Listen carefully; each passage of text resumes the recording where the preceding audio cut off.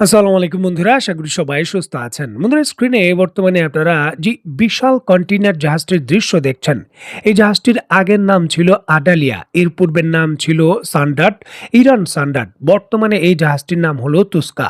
আন্তর্জাতিকভাবে এই জাহাজটির IMO number হলো 9328900। ইরানের যে সামরিক বাহিনী রয়েছে IRGC, তার মালিকানাধীন ইরানি পতাকাবাহী এই জাহাজ 2008 সালে দক্ষিণ কোরিয়ার হোন্ডাই হেভি ইন্ডাস্ট্রি যে উলসান রয়েছে সেই শিপইয়ার্ডে এই জাহাজটি তৈরি হয়েছিল এবং জাহাজটির বর্তমান বয়স প্রায় 18 বছর। দেখুন, ইরানি পতাকাবাহী এই জাহাজটি এর পূর্বেই যুক্তরাষ্ট্রের নিষেধাজ্ঞার তালিকায় ছিল, তবে এই জাহাজটি আবার নতুন করে আন্তর্জাতিক গণমাধ্যমের শিরোনাম। কেন আন্তর্জাতিক গণমাধ্যমের শিরোনাম, এর ইঙ্গিত আমি গতকালকে আপনাদের দিয়েছিলাম ভিডিওর মাধ্যমে, যে যুক্তরাষ্ট্র ইরানি জাহাজ আটক করার জন্য ব্যাপক প্রস্তুতি নিচ্ছে। যে কোনো মুহূর্তে ওমান সাগর এবং এর আশেপাশে ইরানি জাহাজগুলোতে অতর্কিত হামলা হবে এবং জাহাজগুলোকে আটক করে নিয়ে যাওয়া হবে। এই খবর কিন্তু গতকালকে দিয়েছিলাম। অবশেষে আজকে এই মিশন বাস্তবায়ন করেছে যুক্তরাষ্ট্র।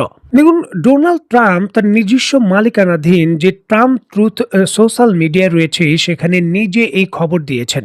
এছাড়াও ওয়াল স্ট্রিট জার্নাল সহ যুক্তরাষ্ট্রের বড় বড় সংবাদ মাধ্যম এবং পশ্চিমা বিশ্বের বড় বড় সংবাদ মাধ্যম এই খবরের সত্যতা নিশ্চিত করেছে। যুক্তরাষ্ট্র নজিরবিহীনভাবে ইরানি বন্দরগুলোতে যে অবরোধ রয়েছে সেই অবরোধ বাস্তবায়নের জন্য এই জাহাজটিতে আক্রমণ করে জাহাজটি নিয়ন্ত্রণে নিয়েছে। ঘটনার ডিটেলস সম্পর্কে যেমনটা জানা যায়, চীন থেকে এই জাহাজটি বিশাল পরিমাণের পণ্য নিয়ে ইরানের যে বন্দর আব্বাস রয়েছে তার দিকে প্রবেশ করতে চেয়েছিল। আর ঠিক এমতো অবস্থায় ওমান উপসাগর এবং আরব সাগরের একেবারে মধ্যমধ্যে অবস্থায় যুক্তরাষ্ট্রের একটি গাইডেড মিসাইল ডেস্ট্রয়ার, যার কোড নাম্বার হলো DDG-111, এই ডেস্ট্রয়ারটি সরাসরি 6 ঘন্টা ধরে সতর্ক বার্তা দেয় যে অবরোধ রয়েছে, প্রবেশ করা যাবে না। তবে এই সতর্ক বার্তা উপেক্ষা করেই ইরানের এই জাহাজটি এই বন্দর আব্বাসে প্রবেশ করতে চেয়েছিল। ঠিক এমতো অবস্থায় স্ক্রিনে নিশ্চয়ই আপনারা দেখতে পাচ্ছেন যুক্তরাষ্ট্রের গাইডেড ডেস্ট্রয়ারের অগ্রভাগে MK-45 নামক যে ক্যানন লাগানো রয়েছে, এই ক্যানন থেকেই কিন্তু ফায়ার করা হয় সেই ইরানি জাহাজটির যে ইঞ্জিন রুম রয়েছে তাকে লক্ষ্য করে, এবং লাগাতার কিছুটা সময় ফায়ার করার পর ইঞ্জিন রুম অকেজো হয়ে যায় এবং জাহাজটি কিন্তু দাঁড়িয়ে পড়ে একেবারে সমুদ্রের মাঝখানে। তারপর যুক্তরাষ্ট্রের সামরিক বাহিনী তাদের হেলিকপ্টার নিয়ে ইরানি জাহাজটিতে অবতরণ করে এবং সম্পূর্ণভাবে তার নিয়ন্ত্রণ নিয়ে নেয় এবং ক্রুদের সরাসরি যুক্তরাষ্ট্রের হস্তগত তারা নিয়ে নেয়। আন্তর্জাতিক রিপোর্ট অনুসারে যেমনটা জানা যায়, যুক্তরাষ্ট্র এই তুস্কা জাহাজটির কন্ট্রোল নিলেও এখন পর্যন্ত জাহাজটি কোনো বন্দরে তারা নিয়ে যায়নি। জাহাজটি ওমান সাগরের এক্স্যাক্টলি সেই জায়গায় দাঁড়িয়ে রয়েছে যেখানে মিশন হয়েছে।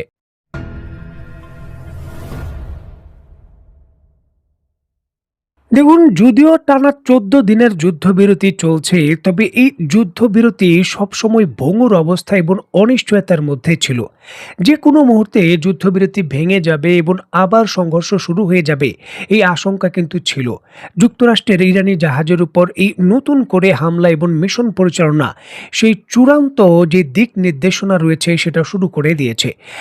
ওমান উপসাগরে যে স্থানটিতে ইরানি জাহাজে আক্রমণ করা হয়েছিল, সেই জাহাজটিতে অতর্কিতভাবে যুক্তরাষ্ট্রের US কমান্ডাররা প্রবেশ করে জাহাজটির নিয়ন্ত্রণ নিয়ে সেটাকে দীর্ঘমেয়াদে তাদের যে সুনির্দিষ্ট অঞ্চল রয়েছে সেখানে নিয়ে যেতে চেয়েছিল। তবে ইরানি কর্তৃপক্ষ দাবি করছে যে এই সংবাদ পাওয়ার সাথে সাথে ইরানি জাহাজটিকে সহযোগিতা করার জন্য তাদের নৌবাহিনী এবং IRGCর যে হাই স্পিড বোটগুলো রয়েছে, মিসাইল বোট, সরাসরি যুক্তরাষ্ট্রের জাহাজের বিরুদ্ধে প্রতিক্রিয়া দেখিয়েছে। অত্যন্ত গুরুত্বপূর্ণ এই বিষয়টিকে কেন্দ্র করে ইরানের তাসনিম নিউজ এবং অন্যান্য সংবাদ মাধ্যম দাবি করছে যে ইরান সরাসরি যুক্তরাষ্ট্রের সেই ডেস্ট্রয়ারটির বিরুদ্ধে ড্রোন হামলা এবং মিসাইল হামলা করে, যার জন্য শক্তিশালী প্রতিক্রিয়ার পর সেই ডেস্ট্রয়ারটি ওমানের উপকূল ছেড়ে চলে যেতে বাধ্য হয়েছে এবং ইরানের যে জাহাজটিকে আটক করা হয়েছিল সেটাকে সেই স্থানে রেখেই তারা চলে গেছে। ইরানের সামরিক বাহিনী এখন ওমানের উপকূল থেকে তাদের সেই আক্রান্ত জাহাজটিকে উদ্ধার করার জন্য তাদের যে প্রচেষ্টা রয়েছে সেটা শুরু করেছে। সার্বিক পরিস্থিতি অত্যন্ত উত্তপ্ত, কারণ ওমান সাগরের উপকূলে এবং এর আশেপাশে যুক্তরাষ্ট্রের অন্তত 14 থেকে 15টি জাহাজের উপস্থিতি বলা হচ্ছে, যার বেশিরভাগ জাহাজগুলোই কিন্তু ডেস্ট্রয়ার। যদিও সেখানে ইউএসএস যে অ্যাসফোর্ড রয়েছে, বিশাল আকারের যে সামরিক বিমানবাহী রণতরী, তার অবস্থানের কথাও বলা হচ্ছে। সুতরাং সেই স্থানে প্রবেশ করা মানে ওমান উপসাগরের একেবারে কাছাকাছি ইরান এবং যুক্তরাষ্ট্রের মধ্যে একটি টানটান উত্তেজনার যে যুদ্ধকালীন পরিস্থিতির ব্যাটেল গ্রাউন্ড রয়েছে সেটা তৈরি হয়ে গেছে, এবং সেখানে হামলা পাল্টা হামলার ঘটনা ঘটছে। দেখুন, ইরানের কর্তৃপক্ষ যুক্তরাষ্ট্রের এই পদক্ষেপকে সরাসরি যুদ্ধবিরতির লঙ্ঘন হিসাবে ঘোষণা করেছে এবং এটির বিরুদ্ধে শক্তিশালী পদক্ষেপ নেওয়ার ঘোষণা দিয়েছেন এবং হরমুজ প্রণালী সম্পূর্ণভাবে বন্ধ ঘোষণা করেছে। ইস্যুটিকে কেন্দ্র করে আইআরজিসির পক্ষ থেকে সরাসরি রেডিও ফ্রিকোয়েন্সির মাধ্যমে বার্তা দেওয়া হয়েছে, এখন থেকে টোল দিয়েও কোনো জাহাজ হরমুজ প্রণালী পার হতে পারবে না। In Persian Gulf and Oman Sea. This is Iranian Sepa Navy calling you on channel 16. The Strait of Hormuz is still closed. We will open it by the order of our leader Imam Khamenei. If you want to pass through the strait, you must ask permission from Iranian Sepa Navy. All vessels that have a connection with our enemies will be targeted if they try to pass the Strait of Hormuz out.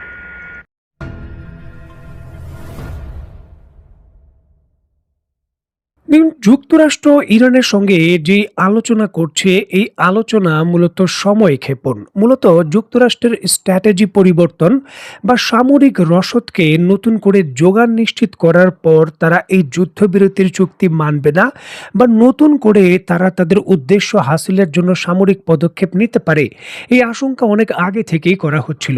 এমনকি ইউরোপের মিত্র দেশগুলোও এই যুক্তরাষ্ট্রের কূটনীতিক পদক্ষেপে তেমন সন্তুষ্ট ছিল না যে এর মাধ্যমে বড় কোনো ফলাফল বা যুদ্ধ শেষ হওয়ার শান্তিপূর্ণ কোনো অগ্রগতি হতে পারে।